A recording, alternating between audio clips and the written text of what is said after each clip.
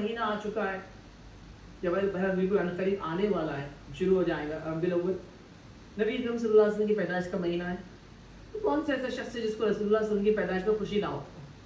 کوئی نہیں ہے ایسا، سب کو خوشی ہے، سب کو خوشی ہے، سب کو خوشی ہے، یہ بات طے ہے.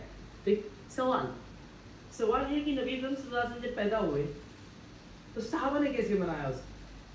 ہم لوگ تو دلائل دے رہے ہیں، کوئی قرآن سے دلیل دے رہا ہے کہ 12 ربیع الاول یوں منانا چاہیے، کوئی حدیث سے دلیل دے رہا ہے کہ فلاں کرنا چاہیے. سوال یہ ہے صحابہ نے کیسے منایا؟ اس لیے میں نے کہا صحابہ کی زندگی بڑی اصل ہے، اس لیے کہ قرآن اور سنت کا وہ عملی نمونہ ہے. صحابہ کی زندگی کو جب پڑھیں گے تو وہ کٹر کا کام کرتی ہے، مطلب ہر وہ چیز دین میں ایڈ کی جاتی ہے نا وہ نکال کے اتار کے پھینک دیتی ہے اس کو.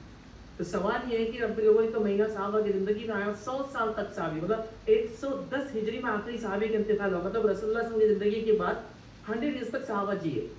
دیکھو آپ صلی اللہ علیہ وسلم حدیث سے فرمایا تھا کہ ہم میں سے 100 سال بعد کوئی زندہ نہیں آئے گا. جو آپ بات بیان کر رہے تھے وہ 10 جو ہجری تھا، تو اس کا مطلب علماء لکھتے ہیں کہ 110 ہجری کے بعد کسی شخص کو صحابی نہیں مانا جاتا تھا. تو یہ آپ نے کہا تھا کہ آج سے 100 سال بعد ہم میں سے کوئی زندہ نہیں رہے گا. ٹھیک ہے، تو 110 ہجری تک صحابہ زندہ رہے. 100 ایئرس کا دور گزرا رسول اللہ صلی اللہ علیہ وسلم کی زندگی کے بعد صحابہ کا 100 ایئرس، جس میں خلفاء راشدین کا دور 32 ایئرس اپروکسیمیٹلی، اور اس کے بعد خلفاء راشدین کے بعد جو ہے امیر معاویہ کا دور یاد رکھے، وہ بھی صحابی یاد رکھے، اور پھر اس کے بعد تابعین کا دور اس کے بعد لگ گیا یاد رکھے. ٹھیک ہے، تو 100 ایئرس تک صحابہ کا دور چلا ہوا. آخری صحابی کی وفات ہوئی، حکومت میں اتنے صحابہ تھے، اور پھر اس کے بعد حکومت کے بعد تابعین حکومت میں آ گئے، لیکن صحابہ زندہ رہے تھا کہ 110 ہجری میں آخری صحابی کا انتقال ہوتا ہے. تو اب سوال یہ ہے کہ ان کی زندگی میں بھی 100 بار یہ دن آیا، آپ صلی اللہ علیہ وسلم کی وفات کے بعد 100 بار آیا یہ دن، تو انہوں نے کیسے منایا؟ اب وہ دیکھنا پڑے گا. اگر وہ نہیں دیکھ کیا قرآن اور سنت کو کوٹ کریں گے اور کہیں گے کہ اس سے یہ ثابت ہوتا ہے، اس سے ثابت ہوتا ہے، تو نعوذ باللہ ثم نعوذ باللہ آپ یہ بول رہے ہیں کہ صحابہ کی بات نہیں سمجھی، مجھے سمجھ میں آ گئی بات کمپلیٹلی. انہوں نے کیوں نہیں سمجھا 100 سال کے اندر کہ اس آیت کا معنی یہ، اس حدیث کا معنی یہ ہے؟